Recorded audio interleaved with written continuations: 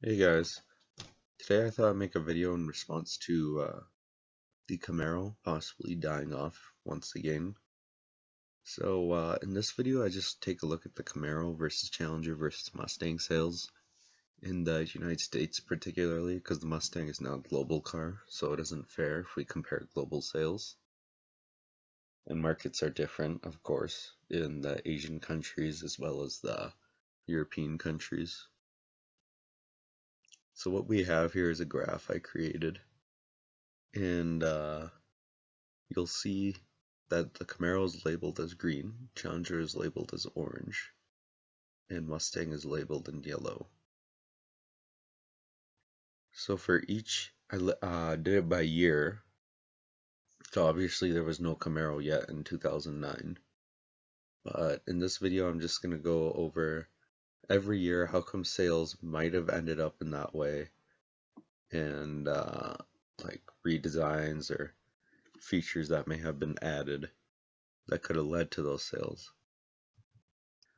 So to begin with, we had the Challenger, which was released in 2008, and it initially did not come with a manual transmission in 2008. Actually, in 2008, there was only SRTs you could buy, the 6.1 liter Hemi, making around 425 horsepower. The Challenger was, its chassis was based off of the Charger, the Magnum at the time, and the 300. They're all kind of like from the same family. Rear wheel drive cars, except this one was a narrowed platform, or shortened, sorry. And as you can see from the photo, the Challenger, well, the 2008 model took a lot of design cues, even the current one, from the original Challengers during their best period, in my opinion, which was the late 60s, early 70s.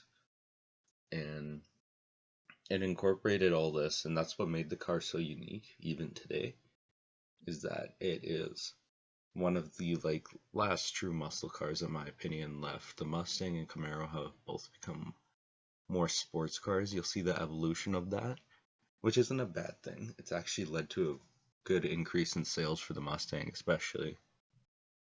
But the buyers of Challengers are different. So anyways, in 2009, the Challenger came with the whole lineup now. Now we have the V6, the RT, and the SRT8. So the V6 was called the SE, and it was a 250 horsepower motor. I mean, yeah. So, but the sales did increase in 2009 from 2008, which I don't have on the graph. Sorry guys, but it increased because they had a full model lineup now. There was more options available because not everybody wants to buy the SRT or even the 5.7 liter Hemi with it. So it was an interesting time. The Challengers were always the more expensive cars, though, I feel. Definitely more expensive than the Mustangs in 2009. And yeah, that's about it. So things are starting to get rolling with the Challenger. And as you'll see, they'll get even more interesting as the years progress by. Well, as we already know. And now we can talk about the Mustang. So Mustang also followed the same theme as the Challenger, in the sense that we have this retro throwback thing going on. So that particular Mustang generation 2005-2009, the S197s, they followed the design cues a lot of the late 60s and early 70s Mustangs. So around I don't know, what do you want to say, 66 to 70? Because then they started getting a bit weirder after 1970. But anyways, that's another topic. So since 2009 was the last year of that body style, its sales were the worst during that run from 2005 to 2009, because it was just getting old. In 2005 they sold around 160,000, and as you can see in the graph, in 2009, I mean, we lost 100,000 Mustangs. It's only 66,000, and The Challenger is just getting its foot feeding in, or foot, whatever you want to call it, its foot in the door. So that's at around 26,000. We can say, you guys can see the exact numbers on the graph, and of course the Camaro isn't there yet. And that was actually one of the worst years for the sales of old pony cars. It's we only had a total of 92,475 cars for that year, and that's it. So yeah, it was an interesting year, but more need to be done. As you'll see, the muscle car market will become amazing again. Or the pony cars, because I don't know, some of them are sports cars, some of them are muscle cars now. It's getting too technical. But anyways, we'll jump on into 2010. So in 2009, we also have another big problem. The base price of the Challenger SRT8 is around 43,000. But the car it compares to for that price, which would be the Shelby GT500, is also around 43,000 for a base price. And you can see how this is gonna start a conflict for the Challenger's base price for the rest of its lifespan. I mean, it is a more expensive car, but when you look at the specs, the Mustang not only outhandles it, but outpowers it. A supercharged 5.4 liter V8 making 500 horsepower. They'll totally dominate the Challenger. Not only that, it's a lighter car, it handles better, and I dare to say it's a good looking car. It really is. So the Shelby also feels more special. I just wanted to point that out because that's another factor. Because right now, for this year, the Challenger is only like a third of the sales of the Mustang, pretty much. So, gotta take that into account. We also see that with the whole lineup for the Mustangs and Challengers. The prices are totally off. Like, if you wanna compare a GT, then its direct comparison would be the RT. And, well, not direct, I mean, there's still a price difference. And then you look at the V6 and the SE, and we see this constant theme almost of the Mustang kind of giving more for the same price versus the Challenger. I mean, the Challenger didn't even have standard ABS. Like, that's crazy. This is 2009. But, like I said, they're just getting their foot in the door. They need to figure out things, and they will. So now we get on to a really interesting year, which is 2010.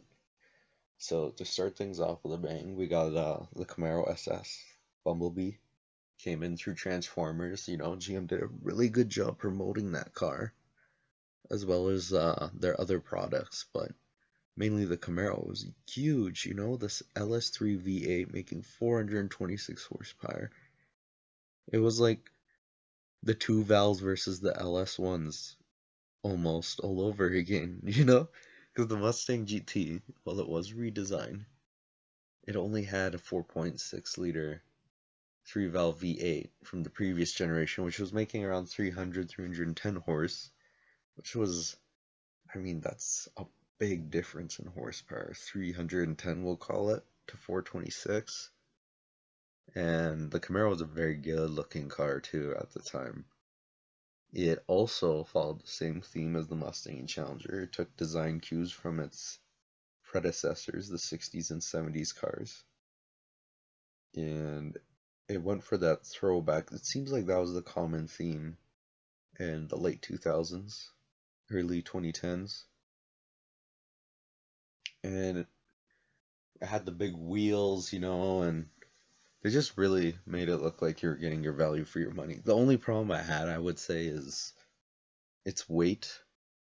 It was a heavy car. That generation, the Gen 5 Camaros particularly, they're weighing around like, what was it, like 3,800 pounds, 3,900 pounds, whereas the Mustangs were weighing in at like, well, the GTs, the ones with the V8s, We're weighing in around 3,600, 3,500 pounds. So that was a bit of a difference. And then we still got the Challenger there. So sales for that year for the Camaro was 81,299. It beat the Mustang. And then the Mustang was 73,716. And the Challenger is still catching up, but way better than last year. 10,000 more units, almost, is at 37,000 almost, we'll call it. And total sales went up, as you can see from the graph. We're up at like almost 100,000 more muscle cars out there. We're at 191,806 is what I got. And that is huge. And now things are going to start getting rolling. Because in 2011, the Mustang's not going to take the LS3 for an... I mean, their 3-valve for an answer to the LS3. They're going to need something else, obviously. And then that's where we see the Mustang will come back to dominate once again. But for now, this is not their year. And obviously, GM did such an amazing job promoting the Camaro. And when we look at the base prices for the Camaro SS for 2010 is around 31,000. And for the comparable Mustang GT, like a base coupe, just you're getting it for the V8 but has cloth seats in it, is around 28,000. So we're looking at $2,000 difference, which isn't much considering what you would get with the Camaro. It came with a lot of things. And the Challenger is still getting its foot in the door. We can see what the Challenger does for 2010. So for 2010 for the Challenger, it doesn't seem there was much. Traction control is now standard. That's funny. As well as they introduced this Super Track Pack. So basically it was like bigger wheels and tires, better shock absorbers, just like little things like that. I mean, nothing crazy. So, and they said it came with heavy duty brakes as well, but I don't think we're quite at the Brembo level yet. So, but it was nice because we're starting to see this car become more of a luxury car as well. It's getting navigation and stuff like that, which is nice. And this will be the last year we see that dreaded Ram symbol on the Challenger, because Chrysler is weird. They like to remarket a lot, and so Ram is going to become its own thing, so they have to get rid of the Ram logo on the Challenger, because it's, yeah, whatever. Anyways, I think we'll move on to 2011 now. So in 2011, I guess Ford finally had enough that the V6 Camaro was making a bit more than their V8 Mustang. They've released the Coyote motor. Now this is the motor you're going to hear about all the way up until even today. And they just keep revising it. And what made it special is they brought back that iconic displacement, the 5.0, the 5-liter. Very special motor. Now this motor is completely different than the good old pushrod motors. This one is a 4-cam design, and it has the camshafts and the cylinder heads totally different. This is a modular engine, which is they started putting them back in the late 90s with the 2-valve, and then we had the 4 valves as well with the Lincolns and the Cobras. But this engine was special because it made 412 horsepower. Now, the problem with that was it less than the LS3? Yes. But it was in a much lighter car, like we said before. The Camaro, the Gen 5 Camaros, were heavy little pigs, okay? So, well, physically I feel like there's more car. Like if you see a Camaro, the reason they have such bad visibility is because their hood, like the top of the hood to the top of the windshield, it's like smaller versus like the Mustang. The Mustang, the hood is lower, and that's what it is. They raise everything so high up to make it feel like that. So things are going interesting for the Mustang, and then we got the Shelby GT500. We switched to aluminum block, and now in 2011 it's making 550 horsepower. So I kept the Shelby going. And right now the Camaro doesn't have a competitor to that. Okay? So they will fix that problem, of course, in 2012. But right now, let's focus on the Coyote. It's doing good. It's kicking ass. And then, of course, the V6 is also making 300 horsepower now. So now they're pretty closely lined up. And base price hasn't changed much. In 2011, we got the base price of the Mustang GT with like the cloth seats and stuff at like around 29,000. That's only like 1,000 more than last year, but you're getting this like amazing Coyote V8, and even the V6 guys, everybody's having a good time, you know.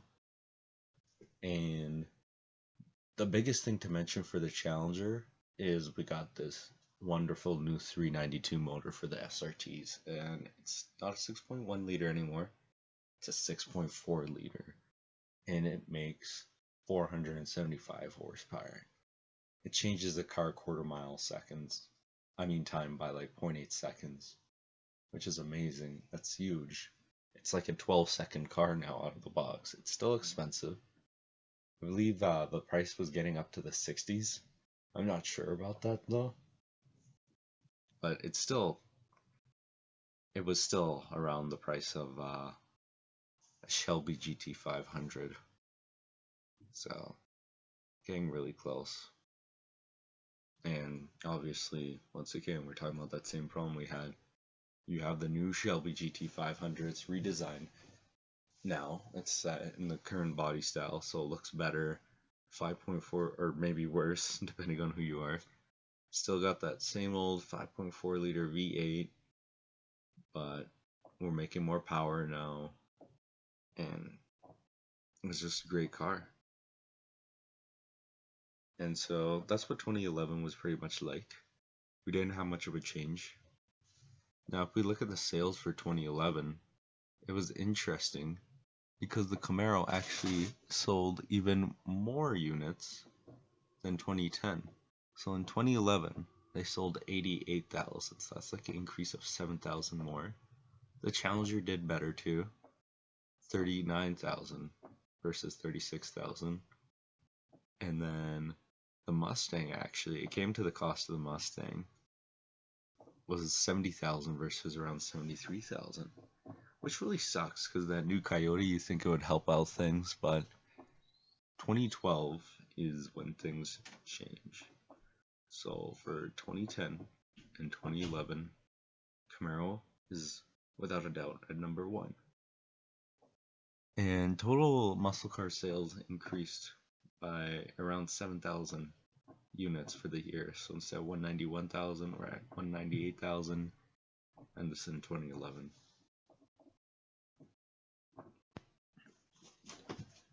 For 2012, the Challenger, SRT8, the Camaro SS, and the Mustang GT did not change much actually. And we started seeing the track pack in the Mustang GTs, but that's like just Brembos and stuff, and better suspension, better wheels and tires, but you know, nothing huge, right? And the Challenger SRT8, well, even the whole Challenger lineup, they just pretty much renamed the SE to the SXT. That's the V6 Challenger, if you guys care about that. And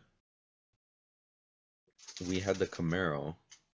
Now, for 2012, it was a big year for Mustang and Camaro. So for Camaro, we had the introduction of the ZL1. Now, the ZL1 was a big deal, especially for Chevy fans. If you heard that name before, it meant a lot of kick-ass was coming your way. It's usually they're powerful cars. So the ZL1 for this year, they called it the LSA V8. So basically it was like the 6.2 liter SS Camaro V8, but like they put better internals in it and stuff like that. And it was making 580 horsepower with the help of a supercharger, so it was pretty cool. They changed up the interior a bit to make it nicer, they use more suede and stuff, and now we got a problem. Now Mustang's really starting to get annoyed. They're like, come on, man. Our GT 500 is only making 550 horse, and these guys are really matching us up now. Like, we got a problem. So, you'll see in 2013 things change big time. But for now, they keep things cool. They decide to introduce a Mustang that can actually turn and handle, which would be the Boss 302. They bring back that iconic nameplate from 69 and 1970. And basically, they're Mustangs with the Coyote engine, but they're tuned up more. So instead of making 412, they're making 444 horsepower. Better internals. The engines are known to rev, and these ones from the factory, I believe they were hitting around 75, 7 at the red line, which was pretty good. When you think about it, it's a V8, bigger motor, it's kind of harder for it to get up that high, but it does. And people have been known to push them to 8,000, 8,200 RPM, but that's a conversation for another day. So we got the Boss 302, it's cool. It has like side exhaust pipes, badass car. It's basically base version of a GT, like it has cloth seats, but it has the Recaros in it. And that's what it's marketed as a race car, pretty much. That you could daily drive, but do you really want to? And it had the Brembos on it from the factory and all that, and of course they were named, numbered, all that. But they did make the Laguna Seca editions named after the Mazda racetrack, and those things were pretty cool. So they had a rear seat delete, and they had like some crazy downforce on them. So like if you look at the front chin spoiler, and of course the color scheme is what everybody knows about, the wheels, and it was a pretty cool car. So that was more for like the extreme hobbyists, I guess is what you want to call it. And they're nice cars. And that's about it. We got the Boss 302 and we got the Zettel one. That's the big news. And the Zettel one it's a really heavy pig now. I think it's around 4,000 pounds. You think about the intercooler, the supercharger, all that. She's getting heavier there, but it was a very good looking car.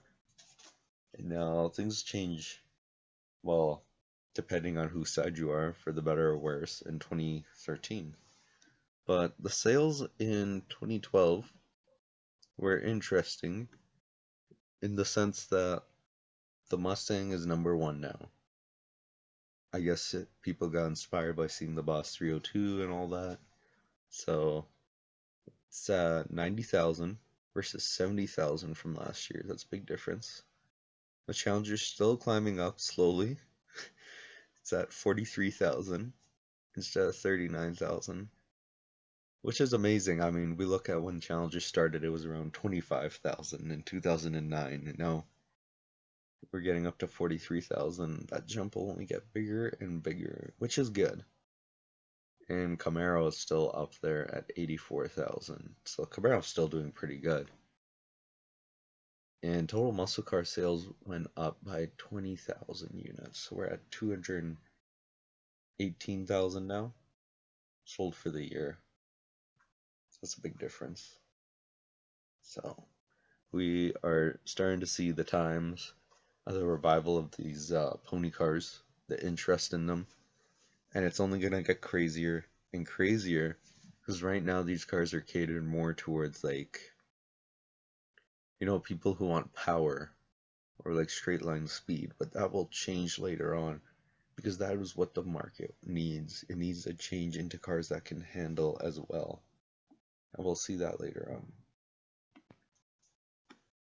So in 2013, we'll start things off with the Camaro. It still pretty much looks the same. We still got the ZL1, the SS, and all that. It's still making the same power, pretty much. And so things are going good there. Then we got the Challenger. And the Challenger, now they have those terrible looking Caravan steering wheels in them, for God's sakes, man. But I get it. It's a Dodge. Why wouldn't they take something else from a Dodge parts bin? It's like the Corvette and what is it, that Cobalt or G8 steering wheel? You know, you gotta save money somehow and keep these cars cheaper, I guess. So things are going good for Dodge as well. They're still getting their footing in, but now things are so much better. People are recognizing this car. They see it and they think it looks good. But it's pretty much the same as well for the Challenger. Now for the Mustang, they basically do a facelift for like the V6 and the GTs to make it look more like a Shelby, and they give it these factory HIDs and which comes standard, as well as those beautiful LED taillights that you'll often see people from the earlier year Mustangs fitting onto their cars. But the biggest difference is, of course, the Shelby. Like, we got the GT, it's making like 8 more horsepower than last year. Woohoo, 420 instead of 412. But the GT 500, they really wanted to kill the Camaro, I guess, or something, because it's making 662 horsepower. Now, it's more expensive than the ZL1 by a bit. A few thousand, if I'm honest. But they really tried hard in this car. You can tell. In first gear, because the problem was with the manual, it only comes in manual, the 0 to 60 times are slowed down when you have to change gears. So in first, you just accelerate, you don't have to change times. Change gears when you go from 0 to 60, you just stay in first the whole time, because the gearing is set up like that. And it's also hilarious because the old one made 550 horse, and we got like a, what was it, 112 horsepower difference now. And this one no longer qualifies for the gas guzzler tax. They got it out of that, and that's just amazing. Because the gearing, because it was getting better miles per gallon or something, and that's hilarious. It really is. And they really tried on this car. Even the interior was nice. There were cars that come with it. You can get the seats with like the same racing stripe color on the outside, on the inside, and it looked beautiful. And it carried all the nice new updated features from the 2013s. We got the track apps as well. Just fun little gadgets. But overall, it's looking pretty good for Mustang. But of course, the sales figures don't lie. In 2013, it actually got worse for the Mustang, unfortunately. It went from 90,000 to 77,000. Now for the Camaro, things did go down as well, from 84,000 to 80,000. And the Challenger actually increased. It's hilarious, the only increase out of the three, from 43,000 to 51,000. But muscle car sales fell down from 218,000 to 209,000. So it sucks, but at the same time it's good. People are finally starting to recognize the Challenger as a competitor, and I like it, because the Challenger should be respected. And things are just going to get better for this car. You guys know me, I'm Mustang biased, I guess, but like, it's just nice when people put in the effort and you see that it's coming out better and better, like the Challenger. They started out with, like, the car sucked in 2009. Like, if you got the V6 without ABS, you were just getting it for the looks. It sucks. Like, features wise, but it looked good. And then they start adding the features now that they saw the demands coming, and I like it. And they have cars going like the Charger as well. People love their rear wheel drive American V8 sedans. I know I do, but the demand isn't there anymore, I guess. But anyways, we'll continue on to 2014 now. So in 2014, the biggest change for the three muscle cars was probably the Camaro. It received a facelift, but not just that. They brought back the Z28. So this beast had the same motor the LS7 from the the Z06 C6 Corvette. So it's a 7-liter V8 that made 505 horsepower. It's amazing. Like, this motor comes with factory CNC heads. It flows really well. And the purpose of this this car was to be a track car. It's like, it had wide sticky tires on it. Some of them didn't come with AC, and it only had one speaker in it for weight savings, but we all know that thing was a heavy pig anyways.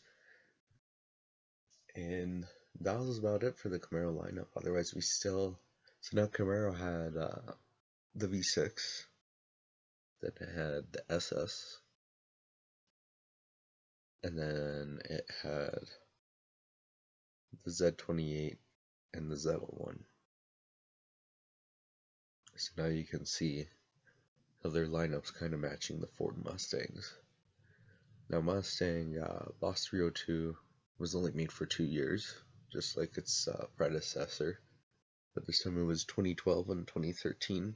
There was no 2014 Boss 302. So all we had this year was the V6, the GT, and the GT500, the one that made 662 horsepower. That would be the last year of that. And this would be the last year of Mustang before it went on to the new S550 platform, completely redesigned. And in 2014, the Challenger pretty much stays the same. They include these interesting V6 sport packages. They realize that there is a market for V6 muscle cars, and so I feel like they want to increase sales because most of the people out there are buying the 6-cylinder variants. Not everybody wants a V8. So I guess they realized that and they worked on that, and you'll see that in the sales figures because now it's getting interesting for them in terms of how many cars they're actually selling a year. And then for the sales for 2014, we had the Camaro at top actually. Maybe because of the refresh.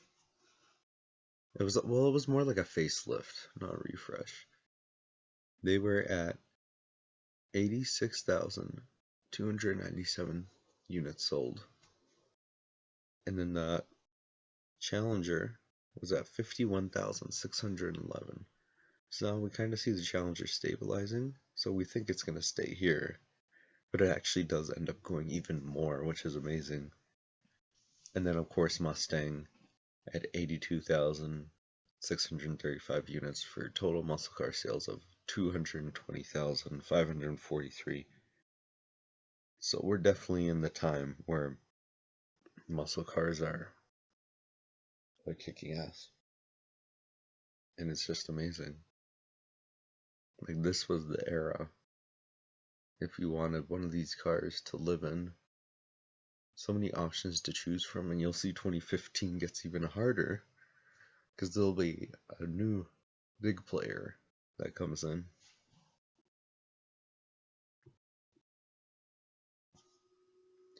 So in 2015, we'll see the Camaro is still on same old previous design. This will be the last year they'll be on this generation, the 5th generation Camaros. So everything pretty much stays the same. This will be the last year of the Z28 as well. We still have the ZL1, but they're gonna get taken away in 2016, as we'll see. And then for the Challenger, the Apache 6.4 Hemi 392 V8, its power increases to 485 horsepower, and it's naturally aspirated. That's pretty good. I know it's a big displacement, 6.4 liter, but and it makes a lot of torque because it's a good old pushrod motor. And they do redesign the Challenger actually. I would like to say they made it more like a Cuda for me. And I like the Cudas. I thought they were great looking cars. So it has that split looking grille in the front, and then in the rear we have the split tail lights. It's a very good looking car now, and they recognized, it seems, that had a really great old shape, that old school looking shape, the body style, but they just need to update it. So like it has HIDs now, has the halos, and the interior is amazing. It puts the old one to shame. You can't buy a 2014 or older Challenger now because the interior is so much better than the 2015 and out. The car just looks nice, you know. And of course, we see the introduction of the big boy, the Hellcat. Now, the Hellcat is not just an amazing car for what it can accomplish. It's amazing the way Dodge marketed it. Okay. And I feel like this is a car that Challenger always needed. This motor, Hellcat motor, making 707 horsepower or whatever. They needed something like this really bad because the car is heavy. There's no way they're turning into a road course car. And like I said earlier, Challenger buyers are all about that classic muscle feel. So what are muscle cars known for? Tire shredding power. So that's what they did with the Hellcat. It's perfect, and it's not like as old school as like the older muscle cars from the late 60s, early 70s, where, I mean, we got like one tire fire going on, and you got the little skinny tires on it. Now times have moved on. This car has Brembos on it, 15-inch rotors on the front, like the GT500 from 2013 and 14. Got 6-piston calipers, but the rotors are cool in the sense that they're those two-piece design rotors. So that's pretty neat that they put that on that. And they didn't just put it on the... Oh yeah, they also changed the naming scheme for SRT. Now if you wanted the normal V8 SRT, they call it SRT 392 and SRT Hellcat. There's no more SRT 8.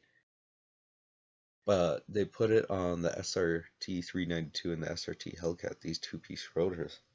And they aren't cheap. And the Brembos, the 6-piston Brembos on the front. And they usually put the Brembos on the rear as well, which is nice, they're trying.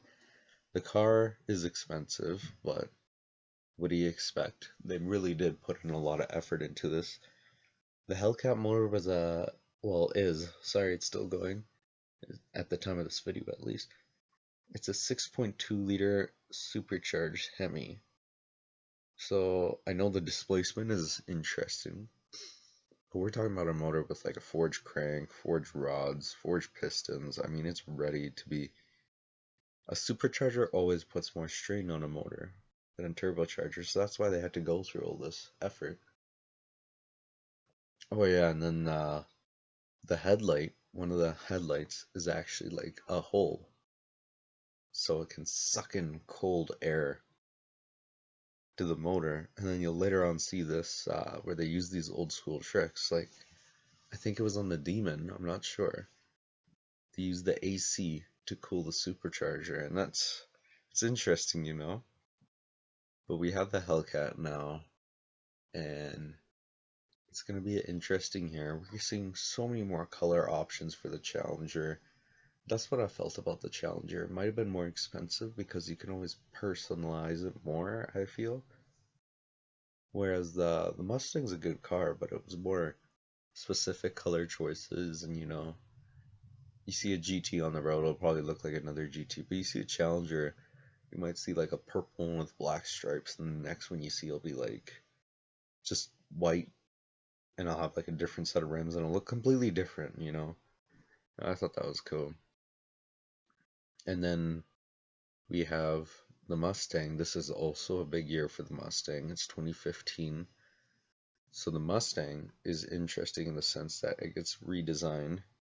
But this redesign is different. We're seeing the step away from that old muscle car look.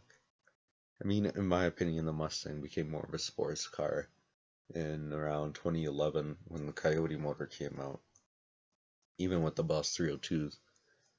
But now it doesn't even look like a muscle car. Now it looks like a sports car, which is perfect because they're trying to attract more buyers with that sporty look. And you'll see it as they go like international. It's a hit.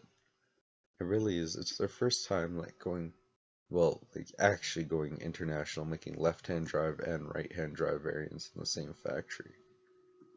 So for 2015, Mustang gets the IRS finally. They run solid rear axle for the longest time ever. And we finally get folding mirrors on the Mustang from like all the way from 1964 to 2015. That's a long time. And I believe the only other car I remember that had the folding mirrors was the Terminator Cobras and the new Edge 40th anniversary Mustangs. That's it. Otherwise, it wasn't a mainstream thing like it is now. It's a very interesting looking car, it's definitely going to catch a lot of people. But that IRS is very interesting as well. Problem is that I did add a lot of weight, and you will see Mustang will get pwned for a bit here when the new Camaro comes out on the new design, because Camaro fixes that heavyweight problem big time. The Mustang got heavier. The Coyote's only making 435 horsepower now instead of 420, so we see a 15 horsepower increase. But like, it's not really gonna help with the weight problem. And we got a EcoBoost as well now, the 4-cylinder. This is the first time we'll see it. And we have the V6 as well. So the V6 is actually decreased by, I think it was making 305 or 310 in 2011 to 2014 generation. But now it's making like less, it's only making 300. And of course, I'm pretty sure Ford did this purposely. The EcoBoost is making 310. So eventually the V6 does get phased out later on. But we can see how they were trying to force that move. And that's it. This Mustang's completely redesigned. Challenger got a really good redesign as well. I mean, I'm not going to call it a facelift because they really did change it up quite a bit. There will never be a true redesign, in my opinion, for the Challenger, because then they have to change the shape of the car, and they're never going to do that. And what's the point? And the sales figures were very interesting. It seems like the 2015 was such a success. Because you gotta remember too, now that the sports car is catering to other people that would never even turn an eye on it. Now maybe the guy who has an STI is considering getting a Mustang GT or even a Honda Civic because he's like, oh, those cars can't like handle now. But now as an IRS, now it doesn't look like a big brawny muscle car. Now it looks sporty and sleek. There's all these things, right? They're attracting all these buyers and they just nailed it.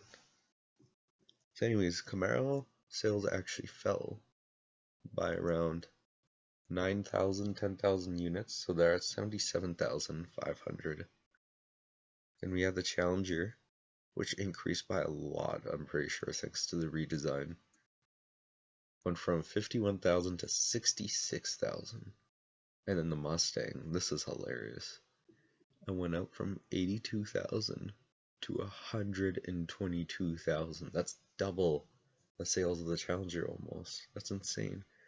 So total muscle car sales, mainly thanks in part to the Mustang, went up to 216 this year versus 220,000 in 2014.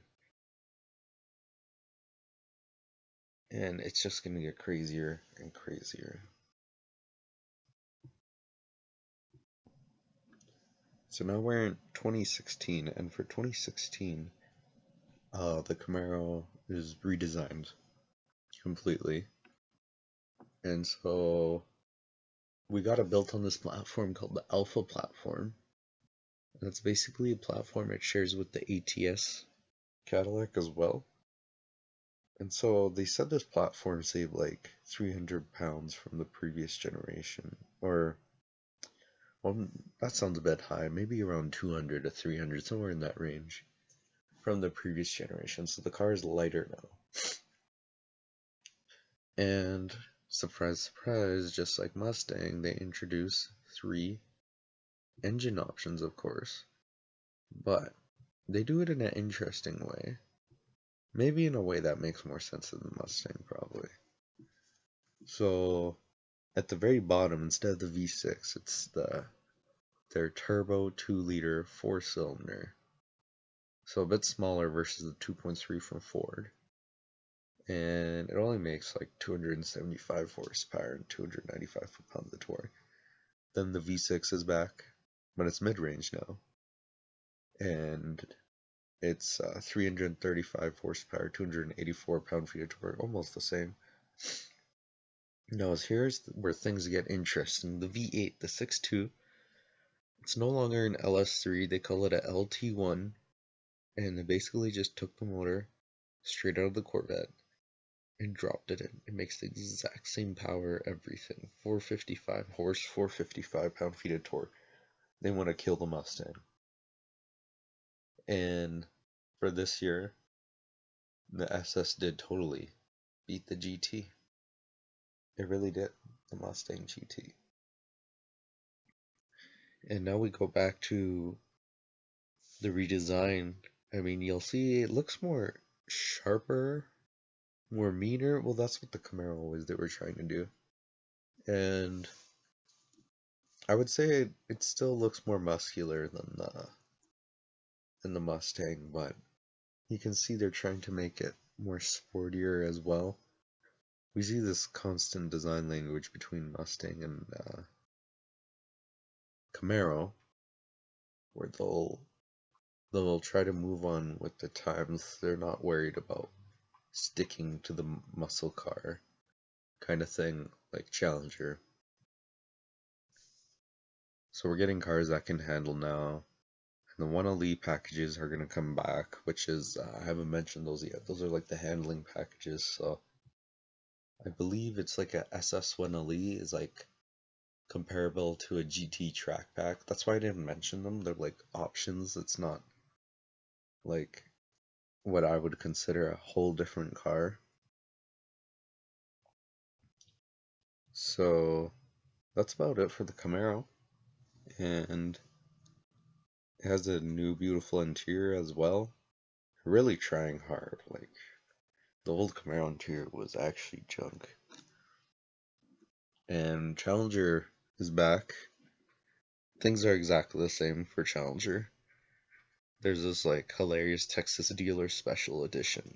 If you guys ever want to look that up. They basically added more power and then Dodge canceled the program because they're going to release the Demon, and it doesn't make sense. If you release that car making almost the same power as the Demon, you know, then which one are people going to buy? And it came with a factory warranty, which is interesting enough. And then we have the Mustang. Now the big difference for the Mustang this year is we have the GT350 and the GT350R.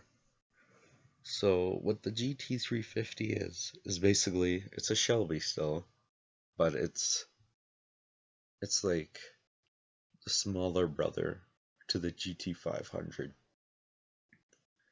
So as you guess, one goes fast in a straight line. What does the other one do? Well, this one handles really well. That's what its job was. They're still making it, so it is, I guess. So it comes with these super wide, like 305 tires. And they're sticky. They're Michelin Pilot Sports. And you can get it in two trims. You can get the GT350 or the GT350R, which is basically, that's the one with the crazy carbon fiber wheels on it that I'm pretty sure costs like $10,000. And that one's like, some of them came with a rear seat delete. It's overall more focused on track.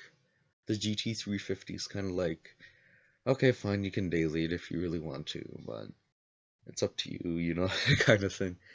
Because you can get it, well, for that year, you could only get it if you got the, what was it? If you wanted the navigation, I believe, you had to get the bigger, bulkier seats. You couldn't get the Recaros. If you wanted the Recaros, you couldn't get the navigation and everything. You just get that little small Ford screen.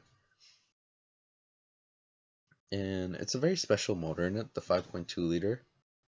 It revs to 80, what's it, 82, 8300 RPM, and it makes 526 horsepower, so it's definitely a peak power motor, but it's unheard of. It sounds so different. It sounds like a 5-liter Coyote when it revs, but it sounds like it's over revving. It's hilarious, but it's cool. It's insane. And it has the flat plane crank, which everybody talks about, instead of like your traditional cross plane like you would find in a Coyote. That leads it to having a different exhaust note, because it's basically firing left bank, right bank, left bank, right bank, and then like a cross plane would be like left, right, right, left, or something right, left, left, right. You get what I'm saying? So the exhaust note sounds different. It's a hit. It's definitely not my kind of car though, because I love power. But it was a step in the right direction. And that's about it for this year. And then we go to sales. In sales, the Camaro went down again from 77,000 to 72,705. The Challenger is around the same and went down a bit though, by 2,000 units to 64,478. And the Mustang also went down by 15,000 units actually, so it's at 105,932. That's a big difference. So total muscle car sales were only at 243,000 that year.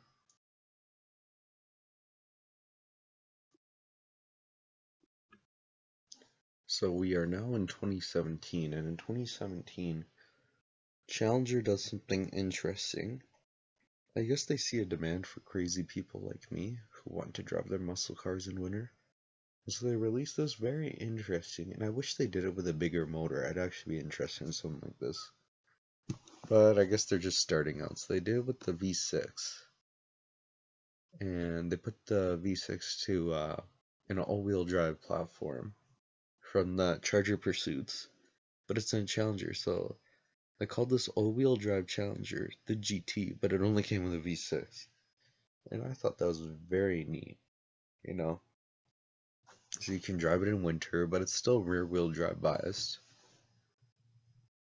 And yeah, but for me, I need like the 5.7 liter at least, or preferably the 6.4, but I don't think it's gonna happen because who needs that much power in the snow and all that? But maybe some people do. I don't know. And then we have the time attack models so these are like submodels, kind of. Dodge is really good at that with marketing. Even if you look at Rams, any cars, they have so many different like submodels, like a bunch of different ones. That's what makes the car so much more unique and interesting. So anyways, for the Challenger, we had the time attack editions for the RT. So like you could get a time attack edition with the 5.7 liter Hemi V8 or with the 6.4 liter Hemi V8. So it basically came with these matte black stripes going along the body and like the black roof, black deck lid, a cooler air intake, and black painted hood. And then yeah, there were some interior differences as well. I believe one of them was like the white face gauges and different seats or something. And I'm not sure, but they might have used that same Hellcat air intake through the headlight thing as well. That sort of deal. So that would come with the 5.7 version. And then if you wanted the 6.4, the one with the bigger motor, it would pretty much just come with bigger Brembos. The same 15-inch rotors on the front and the 6-piston Brembos and bigger tires. And that was it. So, and their color names were amazing. I mean, you look at some of them like Yellow Jacket, Destroyer Gray, Octane Red. That's so interesting. Dodge is really good at marketing like that. So anyways, now we go to the Camaro. And for the Camaro, the lineup stays the same except for one thing. The ZL1 Camaro is back, but this time it's an actual animal. It's not making 580 horsepower anymore. It is making 650, and it is a lighter car this time than the previous ZL1. So it's ready to own. And everybody's kind of freaking out at Ford right now. Like all the Ford fans, they're like, what's going on, man? The Camaro is actually better than us right now. And yeah, it's unfortunate, but it's true. It's a lighter car, it's faster, it has more power. Things are looking good for the Camaro. And I'm actually surprised that things do turn around. But of course they do, knowing Ford. So next on we go to our last model year. Or sorry, I should do the sales first. For the sales of 2017, we're looking at, for Camaro, 67,940. For Challenger, 64,537. And for Mustang, 81,866. So it seems like everybody is pretty much taking a hit, unless if you count like the 100 units Dodge sold more as progress or whatever, but it's pretty much the same for Challenger. But you can see how close the Camaro and Challenger sales are now. It's getting really, really close. And total muscle car sales are 214,343.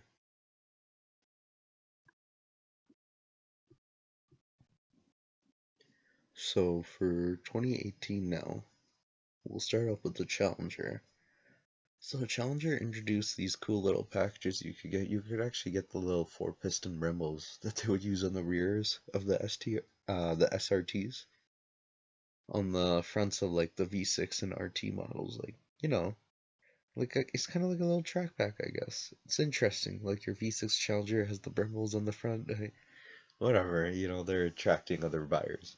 They're really trying. They don't just care about up there, but of course, their big release is this year. It's the SRT Demon. So this thing is an actual drag only car. The Hellcat was like a street car. This one you can drive on the street as well, but you don't really want to. But it is crazy. So this SRT Demon, well, where do we start? It's a Challenger. It has a really wide body. And it has the 6.2 liter from the Hellcat, but it's like fully beefed up, different internals now. Because it makes 808 horsepower on pump gas, 91 octane.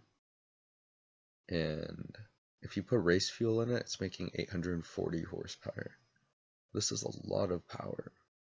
This is serious power. And it's around 200 pounds lighter than a Hellcat. So they really marketed the hell out of this car, and the tires are really wide. They're like 315, was it like 40 R18? And they come on these, it comes with 2 sets of wheels. You can get like the little drag ones, the skinnies and slicks, and the normal like street ones if you really want to drive it on the street. And they really cared about this car. They went to Nitto to make the tires specifically for the car. It's the first factory car with a trans brake, and it's just all the stuff you would see like drag racers using. It's now in a factory performance car, which is really interesting. And it's just it still is the big old Challenger we love, but it's interesting. So you may have heard about that whole thing when it first came out, that it's banned from any racetrack or whatever because like it's too fast or whatever. So yeah, technically it is. So what it is the National Hot Rod Association states that if your car is going faster in the quarter mile than 10 seconds, so you're going under 10 seconds, You need to have a roll cage in it, but it doesn't, so that's why it's banned, pretty much. It's just lacking that safety feature. Still amazing car, though. They ran it under 10 seconds, apparently. What is like 9.8, 9.6, I can't remember. And they only built 3,300 of them. 3,000 of those went to the US and 300 went to Canada. And it also came with this demon crate. So it was like, that's where it would come with the tools to switch like the rims and tires off or whatever. I'm trying to think what else. Yeah, the seats were like, you could buy them back for $1 each because it doesn't come with the passenger seat or the rear seat. You know, it was little things like that. Like it was actually stripped out. And there's actually a list here of how they reduced the curb weight of the Demon. So yeah, front passenger seat and passenger seat belt, that's 58 pounds. And then the rear bench seat and front and rear floor mats and the seat belts, 55 pounds. The 16 Harman and Kardon audio speakers, that's hilarious. 16, 24 pounds. There's just all this stuff. And then I believe the Brembos are smaller too on this car. But that Hemi is amazing. The transmission it has as well. And this car comes with a warranty that states if you break it at the drag strip, they will fix it. Like I know now they have that Hellcat wide body. The Hellcat wide body does not have that. Only the Demon does.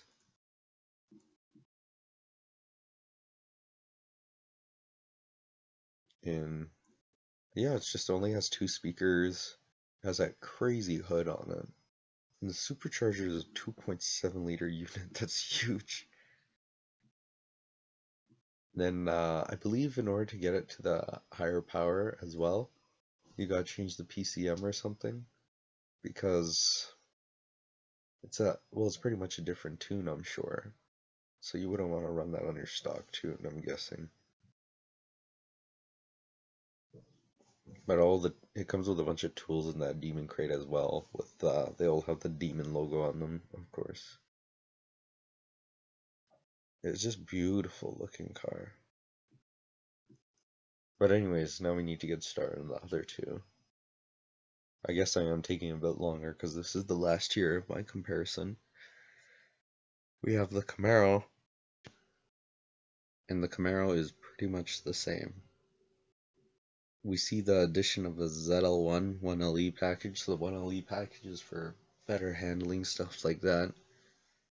And I guess they didn't want to make a Z28, so that was like kind of like their answer for a Z28. So now the Camaro lineup is fully stocked up. Once again, we have a car that can handle, that has power, and you know, we got the SS and the V6, and oh yeah, no, I forgot the 4-cylinder as well. And it's pretty much the same otherwise, like, there's not much else they can talk about the Camaro. Then for the Mustang, they give it a facelift. And they're really trying hard now. They finally figured out this how to make the IRS work for them now. They had like, well, from 2015 to 17, I guess somebody figured it out or whatever. And they realized that the Coyote does need more power. So the Coyote's power is upped from 435 horsepower to 460 horsepower. And it has that 10-speed auto in it. And we start seeing additions of like rev match for the manual cars, the 6 speeds, but like the 10-speed auto is also used in the Camaro S, I believe. And they're both co-developed by GM and Ford. You see it in F-150s as well. This amazing little transmission for pulls and stuff, but this 2018 Mustang, I don't know if it's the gearing or whatever, it is just eating the Camaros. It is really good. They're back on top for who's fastest once again. It's the Mustang for sure.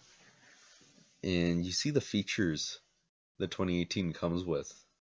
It's really becoming a more of a luxury car. It's got that new the interior stays the same, aside from the LED cluster. And that is a beautiful cluster. It's like a screen, and it shows you everything. You can customize the different options like sport, track mode, whatever, and it'll show the RPMs and everything. And I don't know if you guys have ever had a chance to drive a 2018 or even 2019, but it's not like an LS motor or an LT now or whatever they're calling them now in the Camaros. In the Camaro, you could feel the torque down low and the power was there low. But in the Mustang, it's kind of like a roller coaster. It's kind of funny. You're at 3,000, 4,000 RPM. You don't feel it yet. Then when you get to like 6, 5, even 5, I want to say, you just feel it. It's just like it comes on, and it's kind of funny because it kind of feels like a boost. It comes on late, and all of a sudden this thing is just hauling hard, and then you want to let off because you realize you're going too fast. But it's because it's definitely more of a high RPM motor. It's more of a track motor in my opinion, whereas the LS is something you would possibly want more on the street depending on who you are. More torque or down low. I love both of the engines though. It's a good time to be alive with the muscle car wars here.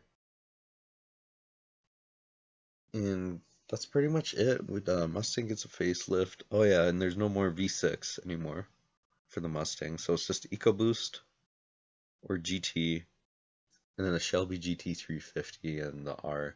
And the funny thing about those two cars actually is for the 2018s they like changed the taillights as well. They're not just like completely vertical anymore. They kind of have an angle to them, and the headlights are even different. But for the 2018 GT350s, they just keep it exactly the same as like the 2015 to 2017. And I always found that hilarious. But where I worked for 'em. And the sales for 2018. So this is where we start seeing things go really sideways for the Camaro. The Camaro goes down to 50,963 units from 67,000 units in the previous year, almost 68,000. It's a big drop. We're looking at 18,000 unit decrease in 1 year. The Challenger goes up from 64,000 to 66,000. And the Mustang actually goes down from 81,000 to 75,000. So total muscle car sales are 193,521.